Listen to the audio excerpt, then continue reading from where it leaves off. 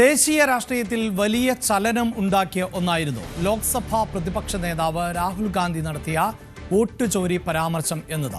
അതായത് BJP വിജയിക്കുന്ന ഇടങ്ങളിൽ എല്ലാം തന്നെ വ്യാപകമായി വോട്ട് കൊള്ള നടക്കുന്നു എന്നതായിരുന്നു രാഹുൽ ഗാന്ധിയുടെ പരാമർശം. അതിന് അദ്ദേഹം വാർത്താ സമ്മേളനത്തിൽ നിരവധിയായ രേഖകൾ ഉൾപ്പെടെ ഹാജരാക്കുകയും ചെയ്തിരുന്നു. ഒരേ വീട്ടു നമ്പറിൽ തന്നെ നിരവധിയായ ആളുകൾക്ക് വോട്ടുണ്ടാവുക, ഒരേ പേരിൽ തന്നെ പല മണ്ഡലങ്ങളിൽ വോട്ട് ഉണ്ടാവുക, അതോടൊപ്പം തന്നെ കൃത്യമായൊരു ഐഡന്റിറ്റി ഇല്ലാത്ത ആളുകൾക്ക് ചില അഡ്രസ്സുകളിൽ വോട്ടുണ്ടാവുക, ഇങ്ങനെയാണ് വോട്ട് ചോരി നടന്നത് എന്നും BJPയെ വിജയിപ്പിക്കുന്നതിന് വേണ്ടി തെരഞ്ഞെടുപ്പ് കമ്മീഷൻ എന്ന ഭരണഘടനാ സ്ഥാപനം അടക്കം ഒത്തുകളിക്കുന്നു എന്നുമുള്ള ആരോപണം ആയിരുന്നു പ്രതിപക്ഷ നേതാവായിട്ടുള്ള രാഹുൽ ഗാന്ധി ഉന്നയിച്ചത്. അത് വലിയ തോതിൽ ചർച്ച ചെയ്യപ്പെട്ടു. കഴിഞ്ഞ തെരഞ്ഞെടുപ്പിൽ, അതായത് ബീഹാർ നിയമസഭാ തെരഞ്ഞെടുപ്പിലടക്കം വലിയ തോതിൽ ചർച്ച ചെയ്യപ്പെട്ടു. ഇന്ത്യയിലുടനീളം ആ വിഷയം ചർച്ച ചെയ്യപ്പെടുന്നു. അങ്ങനെ തെരഞ്ഞെടുപ്പ് കമ്മീഷൻ ഈ വിഷയത്തിൽ വിശദീകരണവുമായി രംഗത്ത് വന്ന പശ്ചാത്തലമുണ്ടാകുന്നു. തെരഞ്ഞെടുപ്പ് പ്രക്രിയ ഏറ്റവും സുതാര്യമായിട്ടാണ് നടക്കുന്നത് എന്നും ഏതെങ്കിലും ഒരു രാഷ്ട്രീയ പാർട്ടിയോട് പക്ഷപാതപരമായ സമീപനം തെരഞ്ഞെടുപ്പ് കമ്മീഷൻ സ്വീകരിക്കാറില്ല എന്നതുമായിരുന്നു തെരഞ്ഞെടുപ്പ് കമ്മീഷന്റെ ഭാഗത്ത് നിന്നുണ്ടായ പ്രതികരണം. ഒപ്പം ഇങ്ങനെയൊരു ആക്ഷേപം ഉയർന്ന പശ്ചാത്തലത്തിൽ കൂടുതൽ കാര്യക്ഷമമായി വോട്ടർ പട്ടിക പുതുക്കുക എന്നതിലേക്ക് കൂടി കടന്ന പശ്ചാത്തലം ആണ് ഉണ്ടായത്. അങ്ങനെയാണ് തീവ്ര വോട്ടർ പട്ടിക പരിഷ്കരണത്തിന്റെ ഭാഗമായി കേരളവും SIRന്റെ ഭാഗമായത്. അതോടൊപ്പം തന്നെ ഇപ്പോൾ SIRുമായി ബന്ധപ്പെട്ട ചർച്ചകൾ വളരെ സജീവമാകുമ്പോൾ നമ്മൾ പരിഗണിക്കുന്നത് ഈ വിഷയമാണ്. പ്രത്യേകിച്ച് SIRന്റെ ശേഷമുള്ള കരട് പട്ടിക പുറത്തു വന്നിരിക്കുന്നു. അപ്പോൾ ഏതാണ്ട് 25 ലക്ഷത്തോളം ആളുകൾ ആണ് ഇപ്പോൾ ഈ വോട്ടർ പട്ടികയിൽ നിന്ന് പുറത്തു പോയിട്ടുള്ളത്. അത് രാഷ്ട്രീയ പാർട്ടികളെ എങ്ങനെയാണ് സ്വാധീനിക്കുന്നത്? പ്രത്യേകിച്ച് ഈ പട്ടികയിൽ നിന്ന് അധികം ആളുകൾ പുറത്തു പോയിട്ടുള്ളത് BJP മുന്നേറ്റം നടത്തിയിട്ടുള്ള മണ്ഡലങ്ങളിൽ ആണ് എന്ന രാഷ്ട്രീയ വിമർശനം കൂടി നിലനിൽക്കുന്ന പശ്ചാത്തലത്തിൽ അതിൻ്റെ വസ്തുത എന്ത് എന്നതുകൂടിയാണ് നമ്മൾ പരിശോധിക്കാൻ പോകുന്നത്. ആദ്യം ഇതുമായി ബന്ധപ്പെട്ട കുറച്ച് ഡേറ്റകൾ പ്രേക്ഷകരുമായി പങ്കുവെക്കുകയാണ്. അതിൽ SIR എന്നത് എല്ലാവർക്കും ഇപ്പോൾ ഓർമ്മയുണ്ടാകും. കാരണം BLOമാർ വസതികളിൽ വരികയും BLOമാരെ കണ്ട് നമ്മൾ എല്ലാവരും തന്നെ ഫോം പൂരിപ്പിച്ച് നൽകുകയും അങ്ങനെ ഈ വോട്ടർ പട്ടികയിൽ പേര് വരുന്നതിന് വേണ്ട നടപടിക്രമങ്ങൾ പാലിക്കുകയും ചെയ്തതാണ്. ഇപ്പോഴിതാ ഏറ്റവും ഒടുവിൽ ഇതുമായി ബന്ധപ്പെട്ട പട്ടിക പുറത്തു വരുമ്പോൾ അതിൻ്റെ ഡേറ്റകൾ നമുക്ക് ഒന്ന് പരിശോധിക്കാം. അതായത് SIRന്റെ കരട് പട്ടിക ഇവിടെ പരിശോധിക്കൂ. നിലവിൽ 2,78,50,856 വോട്ടർമാർ ആണ് ഉണ്ടായിരുന്നത്. എന്നാൽ ഈ SIR എന്ന നടപടിക്രമം പൂർത്തിയായതിനു ശേഷം ഇപ്പോൾ കരട് പട്ടിക പ്രസിദ്ധീകരിച്ചിരിക്കുകയാണ്. അവിടെയാണ് സൂചിപ്പിച്ചതുപോലെ ഏതാണ്ട് ഒരു 25 ലക്ഷത്തോളം ആളുകളുടെ കുറവ് വരുന്നു. അപ്പോൾ 2,78,00,000 എന്നത് ചുരുങ്ങി 2,54,00,000 വോട്ടർമാരുടെ എണ്ണം എത്തിയിരിക്കുന്നു എന്നുള്ളതാണ്. 2,54,00,000 മുകളിൽ ആണ് ഇപ്പോഴത്തെ കണക്ക് എന്ന് നമുക്ക് മനസ്സിലാക്കാൻ സാധിക്കും. അവിടെയാണ് ഈ ഡേറ്റ ഒരിക്കൽ കൂടി പങ്കുവെക്കുന്നത്. ഇപ്പോഴത്തെ കണക്ക് പ്രകാരം പുറത്തായിട്ടുള്ളവരുടെ എണ്ണം 24 ലക്ഷത്തിന് മുകളിൽ ആണ്. 24,80,503 പേർ ആണ് പുറത്ത് ആയിട്ടുള്ളത്. ഇങ്ങനെ പുറത്തായതിൽ പല കാര്യങ്ങൾ ഉണ്ട്, പല കാരണങ്ങൾ ഉണ്ട്. ആ കാരണങ്ങളിലേക്ക് നമുക്കൊന്ന് പോകുമ്പോൾ, അതായത് ഈ 24 ലക്ഷം പേരിൽ പുറത്തായവരുടെ എങ്ങനെയാണ് പുറത്തായത് എന്നതുമായി ബന്ധപ്പെട്ട ഡേറ്റയാണ് ഇനി നമ്മൾ പരിശോധിക്കുന്നത്. അതിൽ തന്നെ പഴയ കണക്ക് നേരത്തെ സൂചിപ്പിച്ചു, 2,78,00,000 വോട്ടർമാർ ആണ് ഉണ്ടായിരുന്നത് എന്ന്. അതിൽ കുറേയധികം ആളുകൾ മരണപ്പെട്ടു എന്നതാണ് ഇപ്പോഴത്തെ ഈ പട്ടികയിലെ എണ്ണം കുറയുവാനുണ്ടായിട്ടുള്ള കാരണം. അത് ഏതാണ്ട് 6 ലക്ഷത്തിന് മുകളിലാണ്. 6,49,885 പേർ മരണപ്പെട്ടവർ ആണ്. അതുകൊണ്ട് തന്നെ അവർ പട്ടികയിൽ നിന്ന് ഒഴിവാക്കപ്പെടുന്ന സാഹചര്യം ആണ് ഉള്ളത്. ചില ആളുകളെ കണ്ടെത്താൻ പറ്റാത്ത സാഹചര്യം ഉണ്ട് എന്നതാണ് BLOമാർ നൽകിയ വിവരങ്ങളുടെ അടിസ്ഥാനത്തിൽ തെരഞ്ഞെടുപ്പ് കമ്മീഷന് ബോധ്യപ്പെട്ടിട്ടുള്ളത്. അതുമായി ബന്ധപ്പെട്ട വാർത്തകൾ നേരത്തെ തന്നെ ഇടം പിടിച്ചതാണ്. പ്രമുഖരായിട്ടുള്ള രാഷ്ട്രീയ നേതാക്കൾ ഉൾപ്പെടെ ഉള്ളവരെയാണ് കണ്ടെത്താൻ പറ്റാത്തത് എന്ന തരത്തിൽ റിപ്പോർട്ടുകൾ വന്നത് വലിയ തോതിൽ ചർച്ച ചെയ്യപ്പെട്ടിട്ടുണ്ട്. എന്തായാലും ഇപ്പോഴത്തെ കണക്കുകൾ അനുസരിച്ച് 6 ലക്ഷത്തിന് മുകളിൽ തന്നെയാണ് ഈ കണ്ടെത്താൻ സാധിക്കാത്തവരുടെ ഡേറ്റയും എന്നതാണ് പറയേണ്ടത്. ഒപ്പം സ്ഥലം മാറിപ്പോയവർ അവരുടെ ഡേറ്റ കൂടി പങ്കുവെക്കുകയാണ്.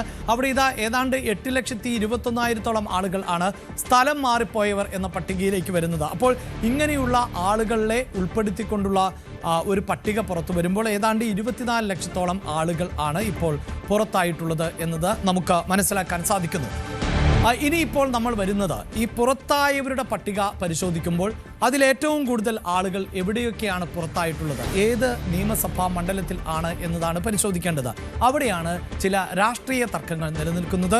നിലവിൽ മറ്റ് രാഷ്ട്രീയ പാർട്ടികൾ ആരോപിക്കുന്നത് പ്രധാനമായും ഈ തെരഞ്ഞെടുപ്പിൽ BJPയെ സംബന്ധിച്ചിടത്തോളം അവർക്കൊരു ലക്ഷ്യമുണ്ട്. ഞാൻ അടുത്ത ഡേറ്റകളിലേക്ക് തന്നെയാണ് പോകുന്നത്. അതായത് എവിടെയൊക്കെയാണ് കൂടുതൽ പേർ പുറത്തായത് എന്നതുമായി ബന്ധപ്പെട്ട ഡേറ്റകൾ തന്നെയാണ് നമുക്ക് ഇനിയും പരിശോധിക്കേണ്ടത്. അതാണ് ഇതിൽ ഏറ്റവും പ്രധാനമായും ചർച്ച ചെയ്യപ്പെടുന്ന രാഷ്ട്രീയവും. എന്തുകൊണ്ടാണ് ഈ രാഷ്ട്രീയം ചർച്ച ചെയ്യപ്പെടുന്നത്? വരുന്ന നിയമസഭാ തെരഞ്ഞെടുപ്പിൽ അടക്കം BJP കൂടുതൽ സീറ്റുകളിൽ വിജയിക്കുക എന്ന ലക്ഷ്യവുമായി പ്രവർത്തിക്കുന്നുണ്ട്. അതിൻ്റെ അടിസ്ഥാനത്തിൽ നിരവധിയായ ആളുകളെ വോട്ടർ പട്ടികയിലൊക്കെ പേര് ചേർത്തിരുന്നു എന്നുള്ളതാണ്. അതാണ് ദേശീയ തലത്തിലടക്കം ചർച്ചയായിട്ടുള്ള ഒന്ന്. അതുമായി ബന്ധപ്പെട്ട് കേരളത്തിലെ രാഷ്ട്രീയ നേതാവായിട്ടുള്ള അഡ്വക്കേറ്റ് ഗോപാലകൃഷ്ണന്റെ പ്രതികരണം അത് ദേശീയ തലത്തിൽ വലിയ ചർച്ചയായി. അദ്ദേഹം പറഞ്ഞത്, ഞങ്ങൾ ജയിക്കാൻ തീരുമാനിച്ചാൽ കശ്മീരിൽ നിന്ന് വരെ ആളുകളെ എത്തിച്ച് വോട്ടർ പട്ടികയിൽ പേര് ചേർക്കും എന്നുള്ളതാണ്. പ്രിയ പ്രേക്ഷകരെ ഓർമ്മിപ്പിക്കാനുള്ളത്, കശ്മീരിൽ നിന്നോ കന്യാകുമാരിയിൽ നിന്നോ ഒക്കെ കേരളത്തിലേക്ക് ആളുകളെ എത്തിച്ച് വോട്ട് രേഖപ്പെടുത്താം. അതിന് ചില ചട്ടങ്ങൾ പാലിക്കണം. അവർ കൃത്യമായി എത്ര മാസം കേരളത്തിൽ താമസിച്ചിട്ടുണ്ടാകണം, എവിടെയാണ് താമസിക്കുന്നത്, അതുമായി ബന്ധപ്പെട്ട കൃത്യമായ രേഖകൾ ഹാജരാക്കുന്നുവെങ്കിൽ തീർച്ചയായും അങ്ങനെ വോട്ട് ചെയ്യാം. മലയാളികളായിട്ടുള്ള നിരവധി ആളുകൾ മറ്റു പല സംസ്ഥാനങ്ങളിലും വോട്ട് ചെയ്യുന്ന സാഹചര്യമുണ്ട്.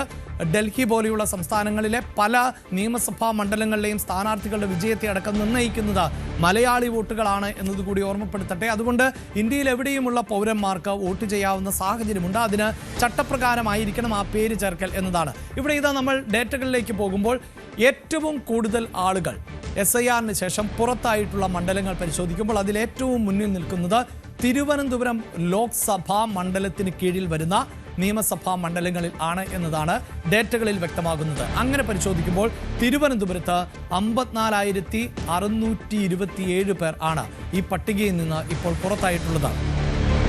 വട്ടിയൂർക്കാവിൽ 49,740 പേർ പുറത്തായിട്ടുണ്ട്. നേമത്ത് 45,618 പേർ പുറത്തായിട്ടുണ്ട്. ഈ ഡേറ്റ വളരെ പ്രധാനപ്പെട്ടതാണ്. കാരണം ഇപ്പോൾ തിരുവനന്തപുരത്തേക്ക് വരുമ്പോൾ തിരുവനന്തപുരം എന്നതാണ് BJP ഏറ്റവും കൂടുതൽ പ്രതീക്ഷയർപ്പിക്കുന്ന ഇടങ്ങളിൽ ഒന്ന്. അവിടെ നമുക്ക് കഴിഞ്ഞ ലോക്സഭാ തെരഞ്ഞെടുപ്പിന്റെ ചരിത്രം ഒന്ന് പരിശോധിച്ചാൽ മനസ്സിലാകും. വളരെ വീറും വാശിയും നിറഞ്ഞ ഒരു പോരാട്ടം ആണ് തിരുവനന്തപുരത്ത് നടന്നത്.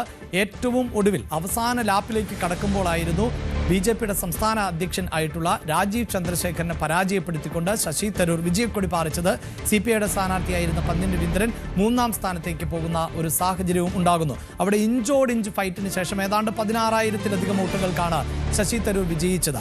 അതുകൊണ്ട് തന്നെ തിരുവനന്തപുരം ജില്ലയിലെ ഈ തിരുവനന്തപുരം ലോക്സഭാ മണ്ഡലത്തിന് കീഴിൽ വരുന്ന തിരുവനന്തപുരം നിയമസഭാ മണ്ഡലമാകട്ടെ, അവിടെ നിലവിലിപ്പോൾ ആന്റണി രാജുവാണ് അവിടുത്തെ MLA എന്നത് നമുക്കറിയാം. വട്ടിയൂർക്കാവുമ്പോൾ PS പ്രശാന്താണ്, നേമത്ത് V ശിവൻകുട്ടി നമ്മുടെ വിദ്യാഭ്യാസ മന്ത്രിയാണ് എന്നൊക്കെ പറയുമ്പോൾ പോലും ഈ 3 മണ്ഡലങ്ങളും BJP ഫോക്കസ് ചെയ്യുന്ന മണ്ഡലങ്ങൾ തന്നെയാണ്. മാത്രവുമല്ല ചരിത്രത്തിൽ ആദ്യമായി BJPക്ക് നിയമസഭയിലേക്ക് അക്കൗണ്ട് തുറക്കാൻ പറ്റിയ മണ്ഡലം എന്നത് നേമവുമാണ്.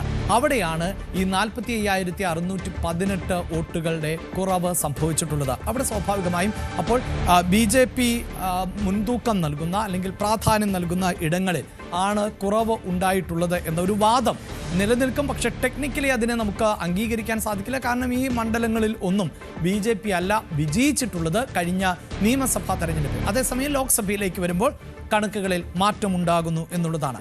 ഇനി നമ്മൾ മറ്റൊരു ഡേറ്റയിലേക്ക് പോകുന്നത് എറണാകുളം ജില്ലയിലെ ആണ്, അല്ലെങ്കിൽ എറണാകുളം ലോക്സഭാ മണ്ഡലത്തിന് കീഴിൽ വരുന്ന ഇടങ്ങളിലേക്കാണ്.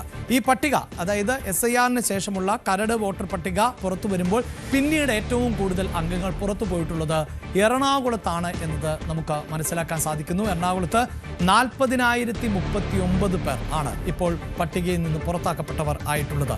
തൃക്കാക്കര അവിടെ നടന്ന ഉപതെരഞ്ഞെടുപ്പ് പ്രേക്ഷകർക്ക് ഓർമ്മയുണ്ടാകും. ഉമാ തോമസ് ജയിച്ച ഉപതെരഞ്ഞെടുപ്പ് PT തോമസ് ആയിരുന്നു അവിടുത്തെ MLA എന്നത് അറിയാവുന്നതാണ്.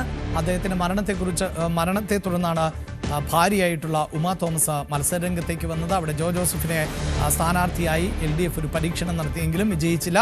അടുത്തത് തൃപ്പൂണിത്തറയാണ്. തൃപ്പൂണിത്തറയിൽ 36,419 പേരുടെ കുറവാണ് ഇപ്പോൾ ഉണ്ടായിട്ടുള്ളത്. തൃപ്പൂണിത്തറയും എടുത്തു പറയേണ്ടതാണ്. കാരണം കാലങ്ങളായി അവിടെ K ബാബു ആയിരുന്നു വിജയിച്ചുകൊണ്ടേയിരുന്നത് തൃപ്പൂണിത്തറയിൽ. അങ്ങനെയാണ് M സ്വരാജിനെ കളത്തിലിറക്കുകയും M സ്വരാജ് മണ്ഡലം പിടിക്കുകയും ചെയ്തിരുന്നു. പക്ഷേ കഴിഞ്ഞ തെരഞ്ഞെടുപ്പിൽ K ബാബു മണ്ഡലം തിരിച്ചു പിടിച്ച സാഹചര്യമാണുള്ളത്. ഇവിടെ പരിശോധിക്കുമ്പോൾ ഈ എറണാകുളം, തൃക്കാക്കര, തൃപ്പൂണിത്തറ പോലെയുള്ള മണ്ഡലങ്ങൾ പരിശോധിച്ചാൽ അത്